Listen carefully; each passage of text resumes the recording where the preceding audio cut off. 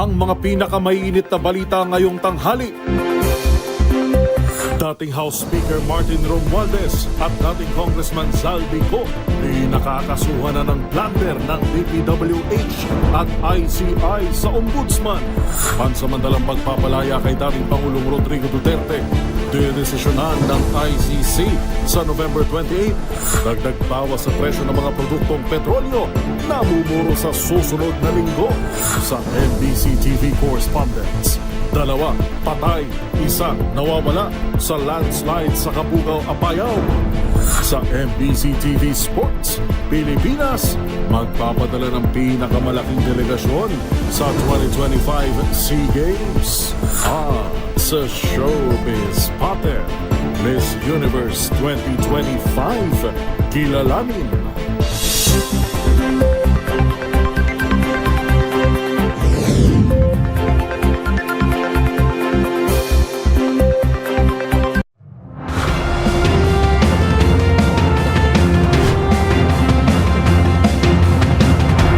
Bawat balita, makabuluhan. Bawat kwento, makapangyarihan. Boses ng Pilipino para sa Pilipino. Live mula sa MBC TV Studio. MBC TV Network News.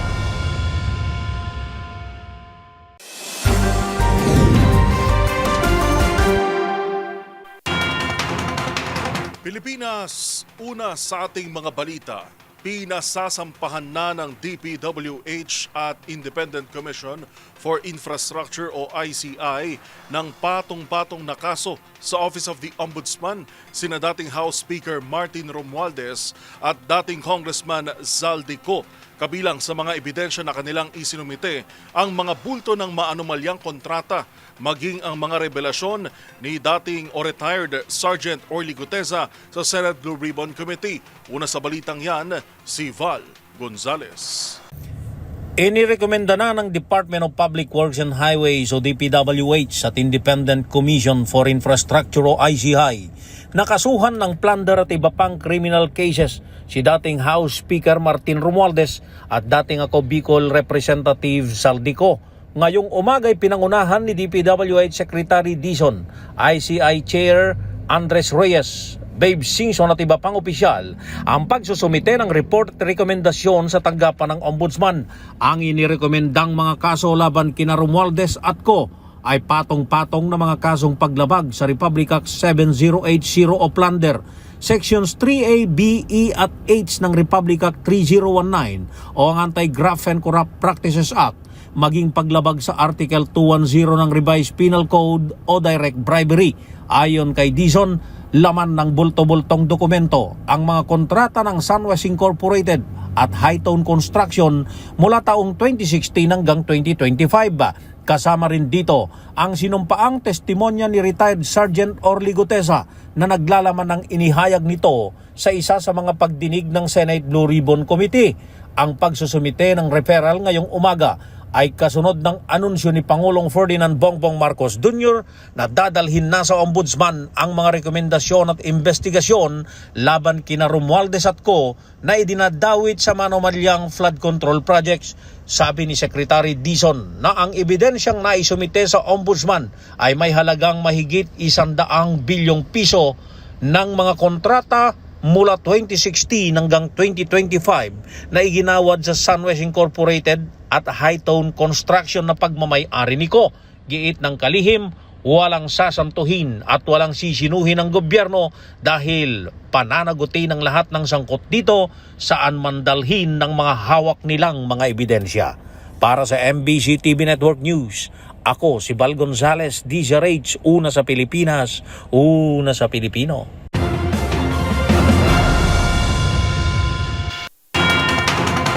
Kaugnay ng balitang yan, hindi umano uurungan ni dating House Speaker Martin Romualdez ang mga kasong kriminal na isinampa sa kanya sa Office of the Ombudsman. Patuloy rin anya itong makikipagtulungan sa ICI para maungkat ang katotohanan. Ang mga detalye sa pagtutok ni Milky Rigunan. Harapin ni dating House Speaker Martin Romualdez ang isinampang kaso sa kanya sa Ombudsman na plunder at indirect bribery kaugnay na maanomalya sa flood control projects. Ang kay Romualdez, gaya naman na una niyang statement, handa siya may pag-cooperate sa investigasyon ng Independent Commission for Infrastructure. Patunay ito na naging pagharap niya ng ipatawag kamakailan ng ICI. Pero aminado ang kampo ni Romualdez na nabigla sila sa isa ng pangkaso kung saan si Pangulong Bongbong Marcos pa ang naghayag sa kanyang social media. Matatandaan sa press con noong nakaraang linggo ni Pangulong Marcos, wala umano pa sa direktang nag-uugnay sa kanyang pinsan sa flood control scam at maging sa budget insertions. Kung meron man, hinamon pa noon ng Pangulo na magpresenta ng mga ebidensya. Samantala umaasa ang dating House Speaker na magiging patas ang investigasyon at handa siyang may pag-cooperate para lumabas ang mga katotohanan. Para sa MBC TV Network News, ako si Mil Gregunan, una sa Pilipinas, una sa Pilipino.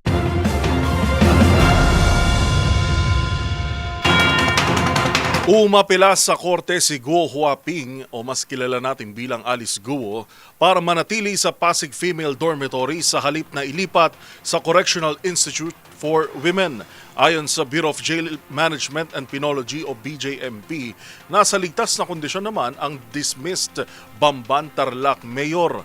Magbabalita si Edniel Parosa. Nag-file ng motion to remain ng kampo ni Guo Huaping alias Alice Guo para manatili sa Pasig Female Dormitory. Kasunod ito ng utos ng Pasig Regional Trial Court Branch 167 na mailipat siya sa Correctional Institute for Women makaraang mahatulang guilty sa qualified human trafficking.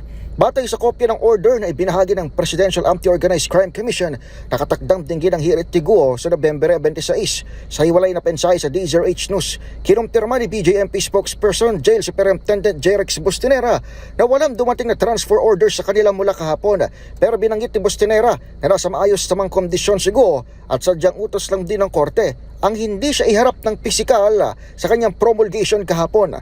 Sinintensyahan si Guo na habang buhay na pagkakabilanggo dahil sa naging bahagi niya sa pag-organisa ng illegal Pogo Hub sa Bambam Tarlac. Nitong Hunyo, hinatulan na rin ng hiwalay na korte sa Maynila si Guo para mapatalsik sa Office of the Mayor sa bisa ng isang quo warranto petition. Dahilan ng hukuman ay isang tao, sina Alice Liel Guo at Guo Huaping na isang Chinese national. Para sa MBC TV Network News, ito si Edniel Parosa na DZRH, una sa Pilipinas, una sa Pilipino.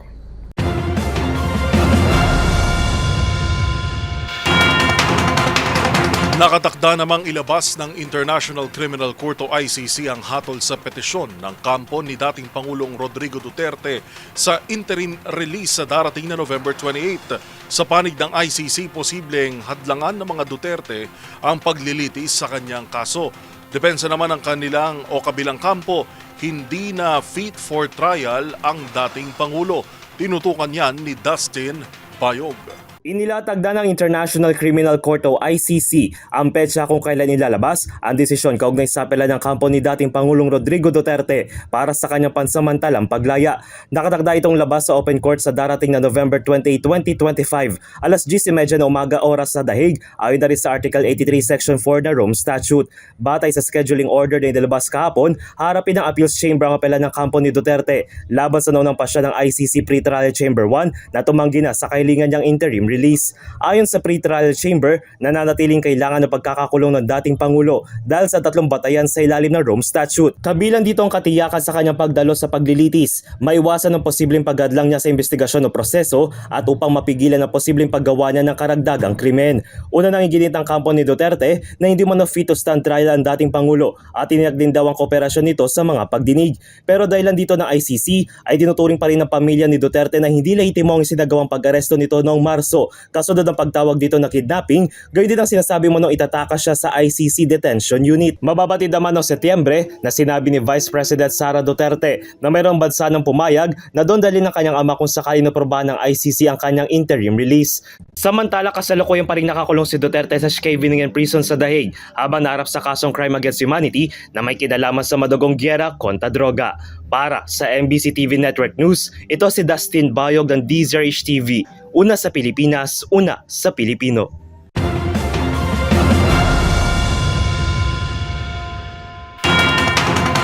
Samantala, sa iba pang mga balita, nagkilos protesta ang ilang grupo ng health workers laban sa korupsyon sa harap ng tanggapan ng Department of Health sa Maynila.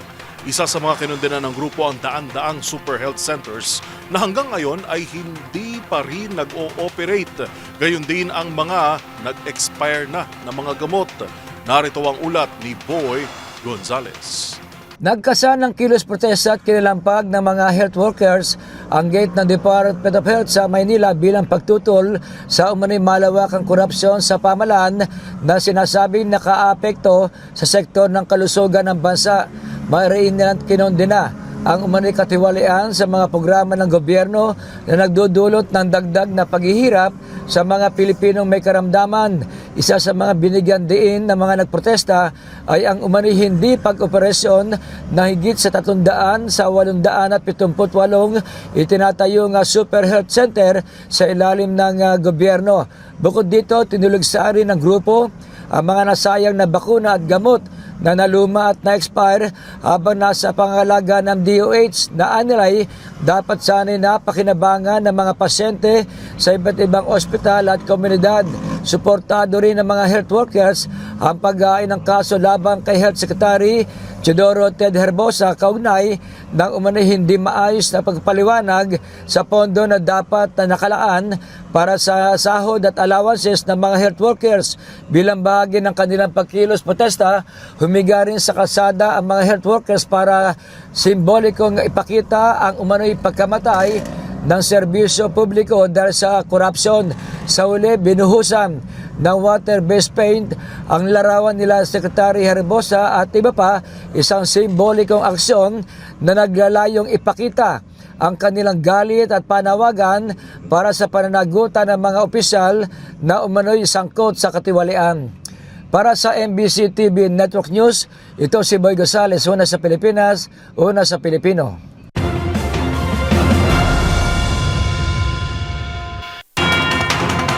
Abiso sa mga motorista, nakaamba sa susunod na linggo ang dagdag bawas sa presyo ng mga produktong petrolyo. Ayon sa Department of Energy Oil Industry Management Bureau, posibleng tumaas ng humigit kumulang 50 sentimo ang kada litro ng diesel habang 1 peso and 35 centavos sa kerosene. Good news naman dahil posibleng bumaba ng hindi hihigit o bababa sa 50 sentimo ang kada litro ng gasolina. Kabilang umano sa nakaapekto ang oversupply sa oil-producing countries at ipinataw na sanctions sa Russia, Iran at Venezuela.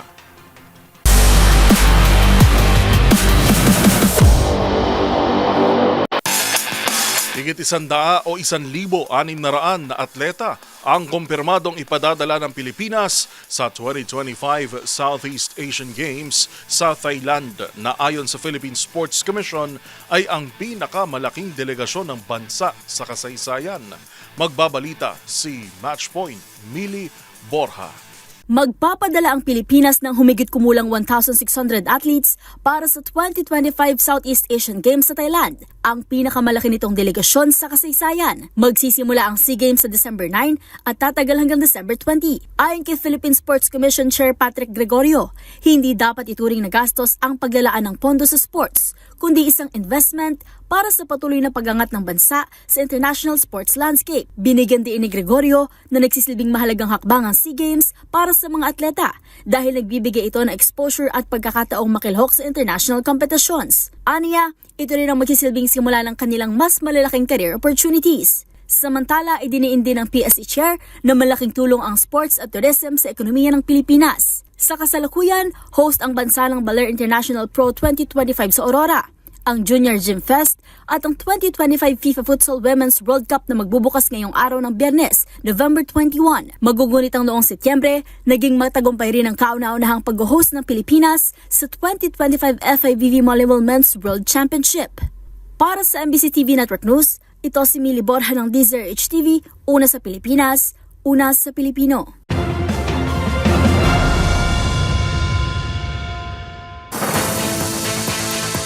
Abangan sa aming pagbabalik, presyo ng luxury cars ng mga Diskaya, posibleng ibaba sa susunod na auksyon. At sa MBC TV Global Israel, muling nagpakawala ng airstrike sa gitna ng ceasefire, 5 patay sa Gaza. Yan at marami pang iba sa pagbabalik ng MBC TV Network News.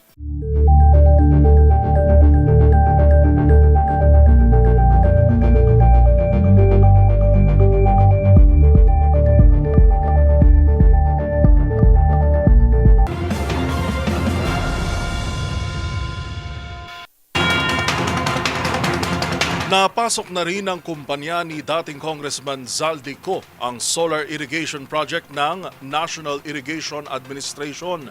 Ito ang nadiskubre sa gitna ng Senate budget deliberation ng ahensya para sa susunod na taon. Tinutukan yan ni Raymond Dadpaas.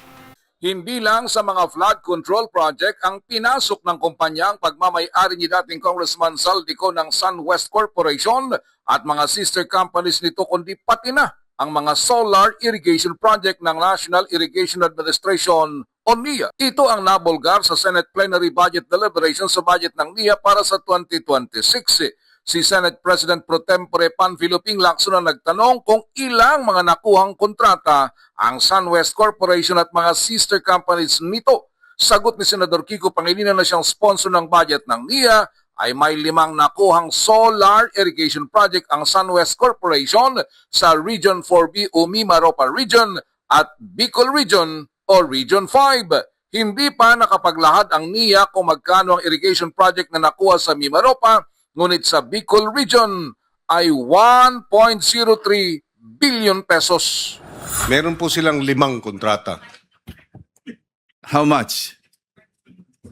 Yung kanilang kontrata, how much? In regions 4B and 5. How much? 4B. Yeah, Mindoro. 5 Bicol. 5 Bicol.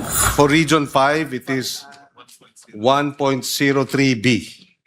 Region 5. Region Matatandaan na kinasuhan na sa Sandigan Bayan si dating Congressman Zaldico dahil sa pagkakasangkot sa mga questionabling flood control projects sa Mindoro. Hiwalay pa sa Bulacan First Engineering District.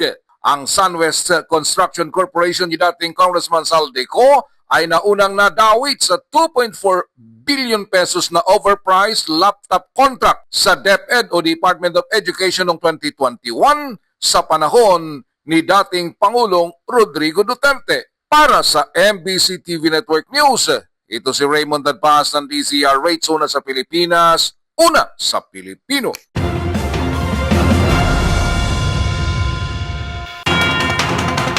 Planong ibaba ng Bureau of Customs o BOC ang presyo ng 4 sa natitirang luxury cars ng mag-asawang Diskaya na bigong ma-auction kahapon. Ito raw ay upang dumami lalo ang mga bidder na makasasali sa ikalawang auction na gaganapin sa mga susunod na araw. Ang mga detalye sa pagtutok ni Rovic Manuel. Matapos na maibenta ang 3 sa 7 luxury cars na pagmamayari ng kontrobersyal na mag-asawang Curly at Sara Diskaya sa isang public bidding nitong Huwebes, posible naman umano na ibaba ang presyo ng ilan pang sasakyan sa susunod na auction ayon sa Bureau of Customs. Sa panayam ng DZRH kay BOC Deputy Chief of Staff Attorney Chris Noel Bendijo, sa loob ng 5 araw ay magkakaroon muli ng bidding para sa mga natitira pang sasakyan ng Diskaya.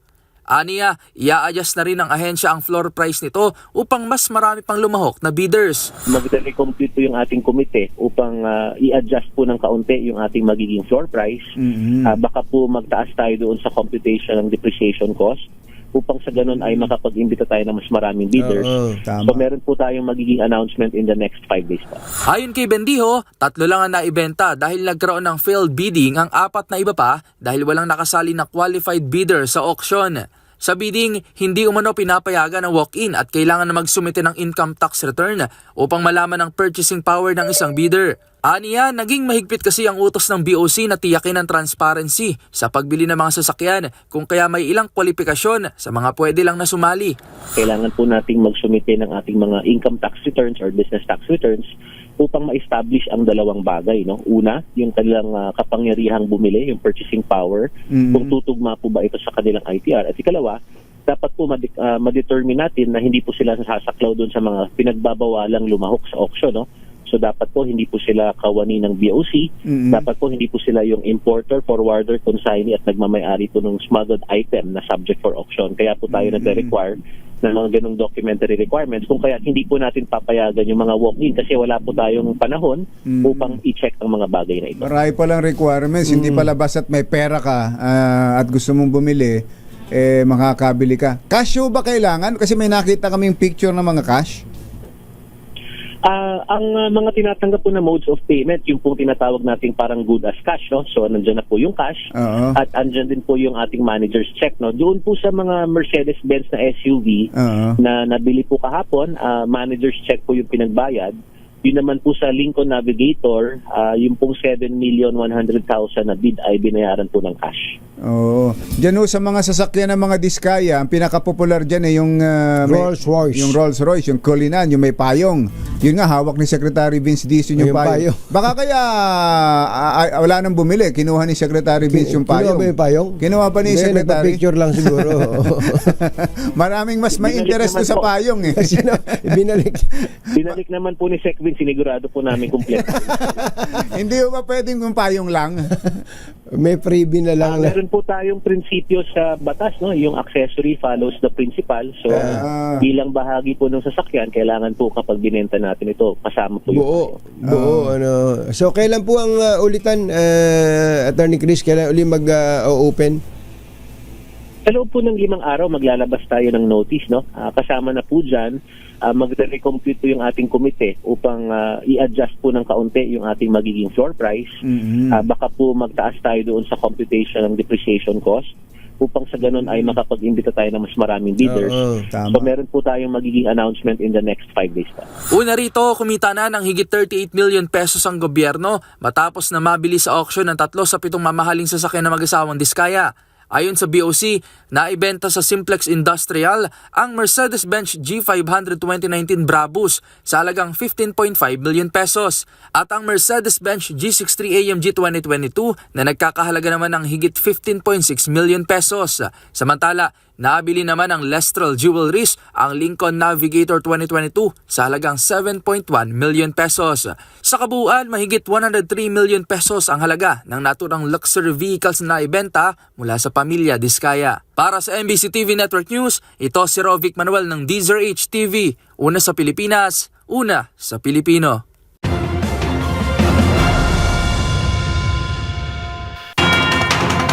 Lumobo na sa 4 na bilyong piso ang utang ng gobyerno sa Light Rail Manila Corporation o LRMC. Ang private operator ng LRT1, epekto ng delayed fare hikes mula 2016 hanggang 2022. Dahil dito, nanganganib ng mag-divest ang LRMC dahil sa pagkalugi, bagay na inalmahan ng DOTR. Ang mga detalye ibabalita ni Kyle Bulias.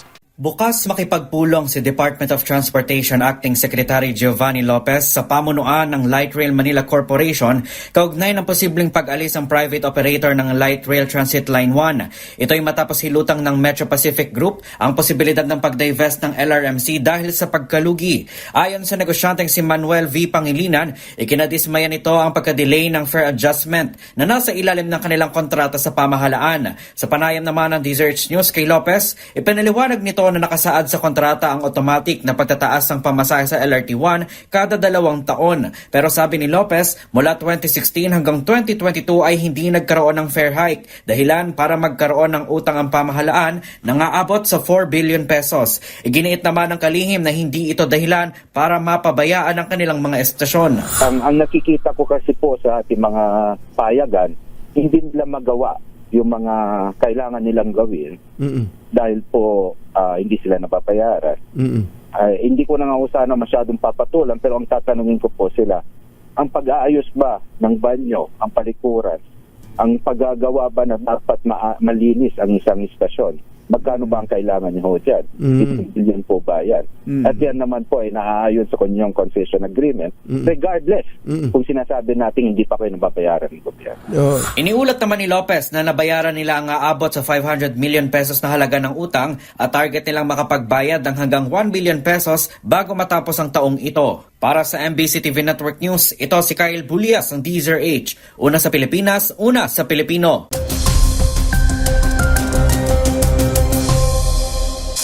Sa ating lagay ng panahon, patuloy na magdadala ng maulap hanggang sa biglaang mga pagulan ang 4 na weather systems sa bansa. Nakakaapekto ang shear line sa eastern sections ng Northern Luzon, partikular sa Cordillera Region, Cagayan, Isabela, Quirino at Nueva Vizcaya, habang umiiral naman ang amihan sa Batanes at Ilocos Norte. Dahil dito, nakataas ang gale warning sa Batanes, northern coast ng Cagayan, Ilocos Norte at Ilocos Sur, kung kaya inaabisuhan na umiwas sa pagpalaot sa ang mga maliliit na sasakyang pandagat. Makararanas din ng maulap na panahon at minsan ng ulan ang Quezon at Aurora dulot ng easterlies, gayon din dito sa Metro Manila at ibang bahagi ng Luzon. Habang sa southern portion ng bansa, magdadala rin ang pagulan ng ITCZ, lalo sa northern Mindanao, Davao Region, Sorsogon, Caraga, kasama na ang Palawan.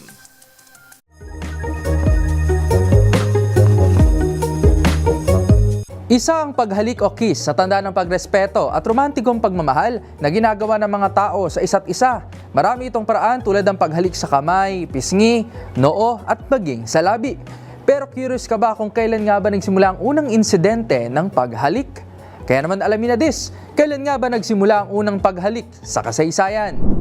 Ayon sa mga mananaliksik mula sa Oxford University at ng Florida Institute of Technology, natuklasan ang unang insidente ng halik ay nangyari 20 million years na ang nakalilipas. Natuklasan nila na ang first kiss ay hindi nagsimula sa mga tao, kundi sa mga primate ancestors of great apes o mga unggoy. Gamit ang mga datos ng evolutionary relationship at ang behavior ng mga sinaunang unggoy, napag-alaman na naitala ang unang kiss noong 21.5 hanggang 16.9 million years ago.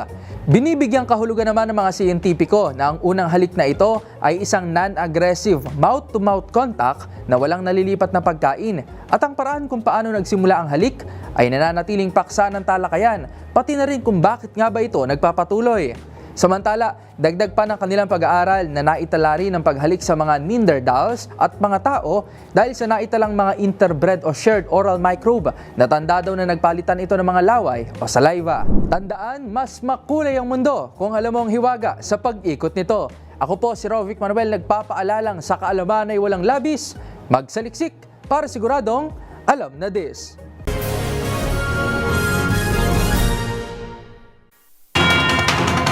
Lima ang naitalang nasawi sa panibagong Israeli airstrike sa Gaza kahapon. Ito'y sa kabila ng ipinatupad na ceasefire o tigil putukan sa pagitan ng Israel at Hamas. Kasunduan na para sa ilang residente ay hindi naman totoo. Ang mga balita mula sa ibayong dagat tinutukan sa Global Headlines Report ni Arnold Herrera.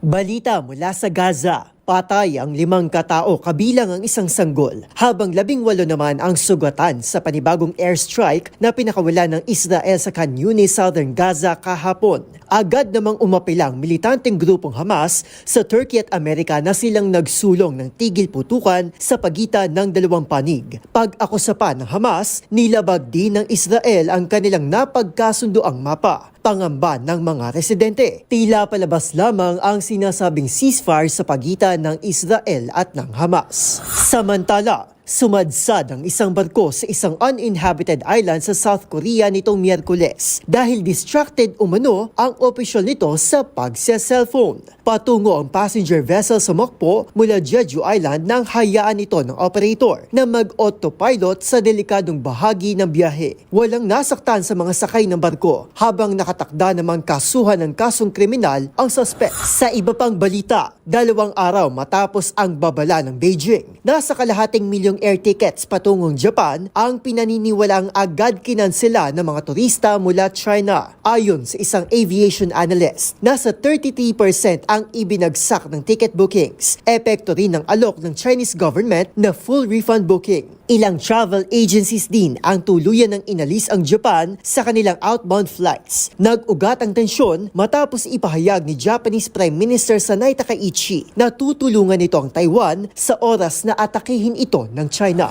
Para sa MBC TV Network News, ito si Arnold Herrera. Una sa Pilipinas, una sa Pilipino.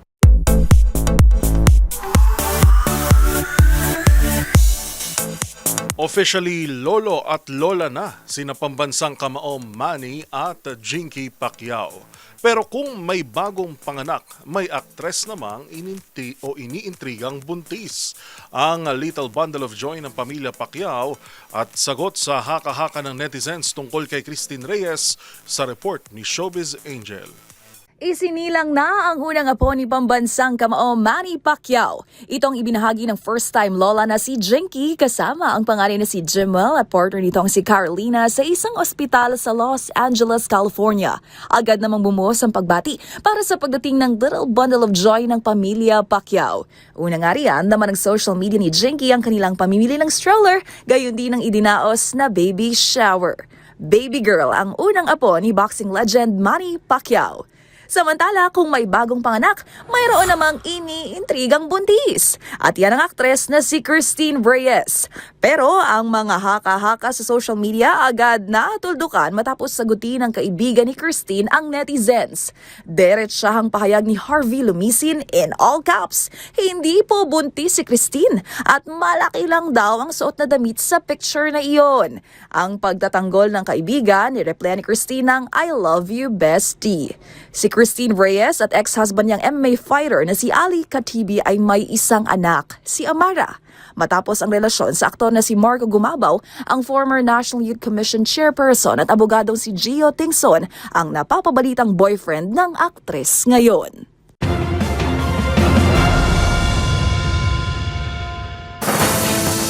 Abangan sa aming pagbabalik, tricycle driver na nagbebenta ng marijuana habang pumapasada, arestado. Sa MBC TV Global, Alex Ayala, nakaharap sa training si tennis legend Rafael Nadal.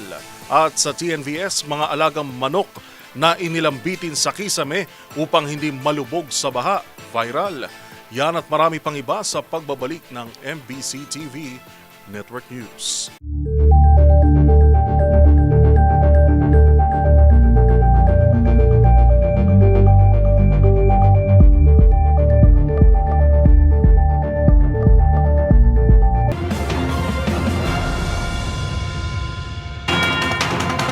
Sa pagpapatuloy ng ating balitaan, 2 ang patay habang 1 ang kasalukuyang pinaghahanap sa naganap na landslide sa Kabugao, Apayao.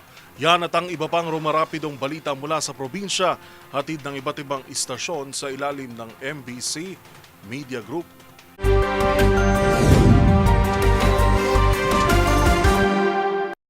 Balita mula sa lalawigan ng Apayao, 2 individual ang kumpirmadong nasawi samantalang nawawala naman ang isa matapos mangyaring pagguho ng lupa sa itaas na bahagi ng Purag Creek sa barangay Badwad, Kabunga, Apayao kahapon ng umaga. Ayon sa report mula sa Kabunga Municipal Information Office, nakilala ang mga nasawi na sina Ezra Paul Olsin, 24 mula sa Baguio City at alias Nestor, 27 ng Itogon Benguet.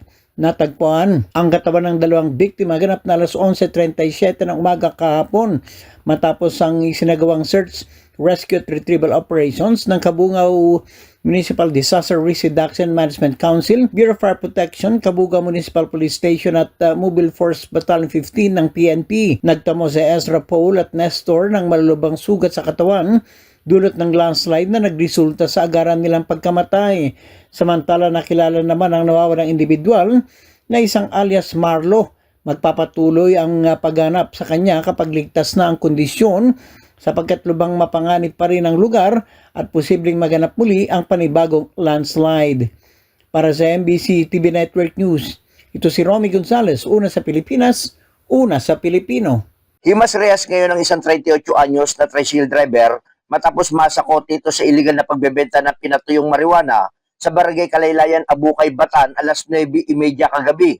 Nakumpiska sa suspect na taga-Barangay Pantalan, Luma, Urani, Batan ang 190.49 gramo ng marijuana na nagkakalaga ito sa higit sa 22,850 pesos. Sinabi ng suspect sa DCRH News na sa online umano siya kumukuha ng marijuana na kanyang ibinebenta. Idinadrop lamang umano ito minsan ng kanyang pinagkukunan ng marijuana. Ang suspect ay nasa kustodiya na ng Abukay PNP at tinihanda ngayong araw ng Friday ang isasampa sa kanyang kasong paglabag sa Section 5 at 11, Article 2 ng RA 9165 o ang Comprehensive Gross Drug Act of 2002.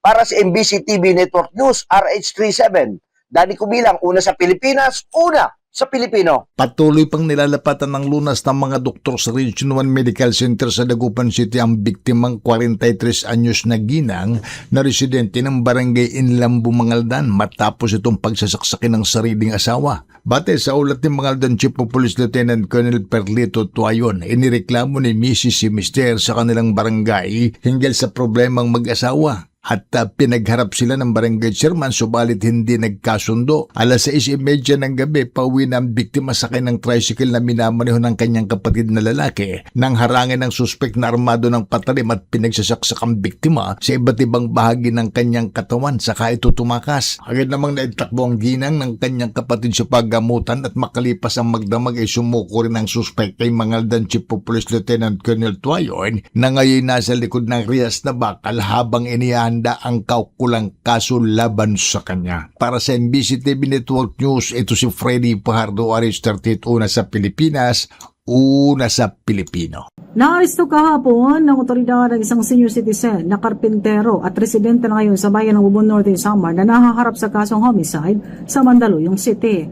Naaresto ito ng mga tauhan ng First North Samar Provincial Mobile First Company sa panguna ni Police Lieutenant John Ryan Doseo, officer in charge. Ayon sa report ng PNP, tinuturing itong wanted na individual sa kasong homicide sa nasabing lugar sa Mandaluyong. Inaresto ito sa bisa ng warrant of arrest na nilabas ng Regional Trial Court, National Capital Judicial Region, Branch 213, Mandaluyong City, na may piyansa naman na nagkakahalaga ng 40,000 pesos. Nasa kustodiya na ang nasabing akusado ng kapulisan at nakatakdang i-turnover sa korte.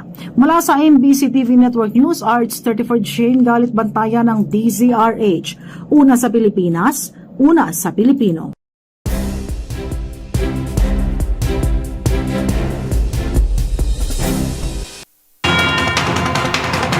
Abot kisameng pag-ibig, tila ito ang literal na eksenang nakuhanan noong papalapit pa lamang ang dating super bagyong Uwan sa ating bansa. Sa isang viral video, makikita kasing nakalambitin ng mga manok sa kisame upang hindi sila mapahama kung sakaling ulanin at bahain ng matindi sa lugar.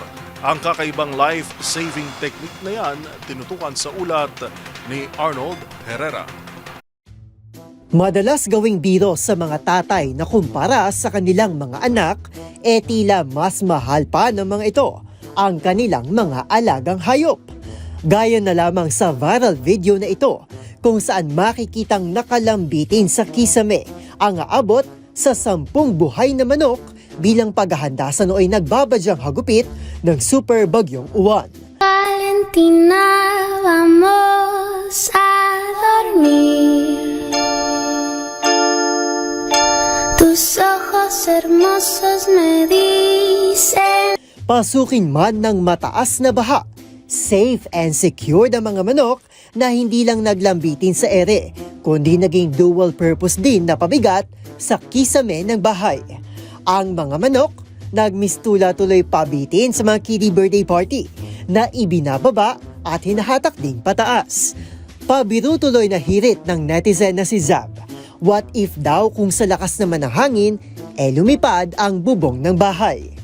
Pangamba pa ng ibang netizen, imbis daw na ulan ang tumulo, baka dumi pa umano ng mga paboritong anak ang bumuhos sa loob ng bahay.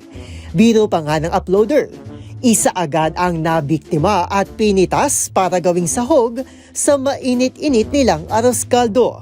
Samantala, may mga nagsabi din na hindi sila sigurado kung matatawa ba o maaawa sa mga alagang manok. Pero isang bagay anila ang malinaw. Dinadaan lang ng mga Pinoy sa diskate ang pagharap sa mga kalamidad. Pero higit sa lahat, salamin nila ito na kulang sa maayos na pamamahala ang Pilipinas.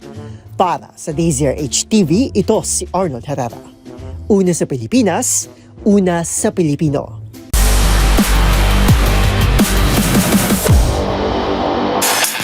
Sa mundo ng tennis, puspusa na ang pagsasanay ni Filipina tennis star Alex Ayala matapos maipakita ang kanyang training session kasama ang retiradong tennis legend na si Rafael Nadal sa Rafa Nadal Academy sa Mallorca, Spain. Magbabalita si Matchpoint, Mili Borja. Madalas gawing biro sa mga tatay na kumpara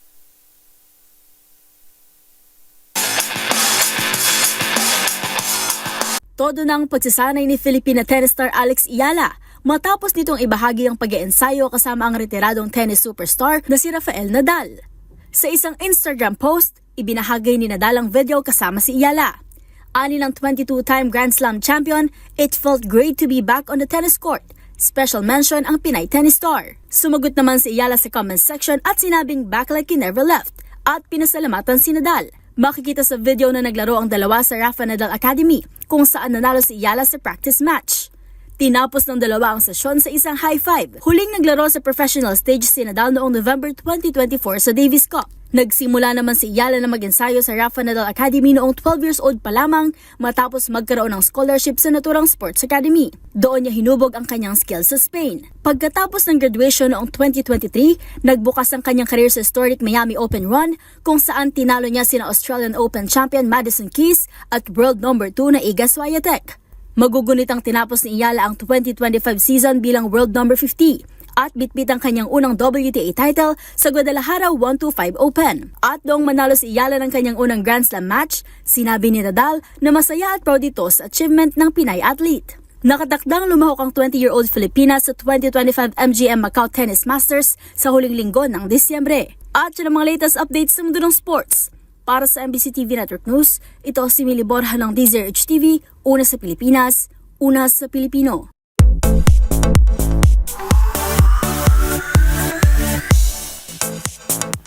Bigong masungkit ng pambato ng Pilipinas na si Atisa Manalo ang korona sa katatapos lamang na 74th Miss Universe na mainit na tinutukan ng sambayanan.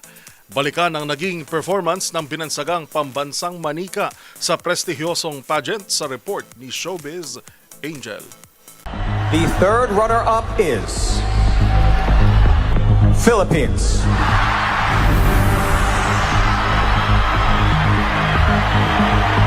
Itinanghal na third runner-up sa katatapos lang na 74th Miss Universe ang pambato ng Pilipinas na si Atisa Manalo. Hetong at balikan natin ang naging performance ng 28-year-old beauty queen na tubong Quezon Province. Maria Atisa Manalo, Pilipinas! Mula nang magpasiklab sa entablado ng Impact Arena sa Bangkok, Thailand, suot ang isang white two-piece hanggang sa inirampang bejeweled off-shoulder silver gown na gawa ng designer na si Val Taguba, talagang nagningning ang ganda ng binansagang pambansang manika. At sa Q&A round, magbigay pag-asa ang laman ng naging sagot nito. Highlight ang kanyang karanasan sa mundo ng pageantry mula pa noong 10 years old na naging daan niya para iangat ang kanilang pamilya sa kahirapan. Miss Universe is Mexico!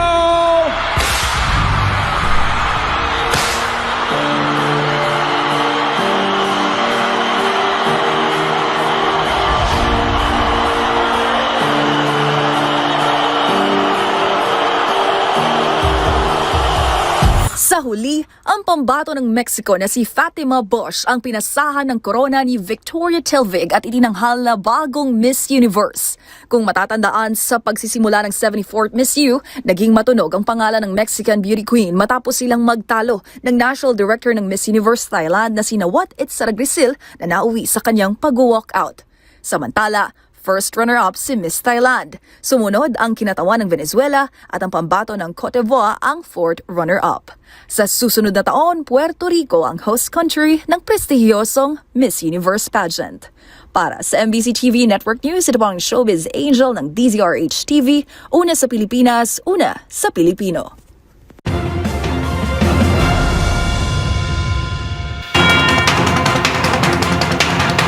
pang pag-asang mabago pa yung desisyon. Natapos na, no?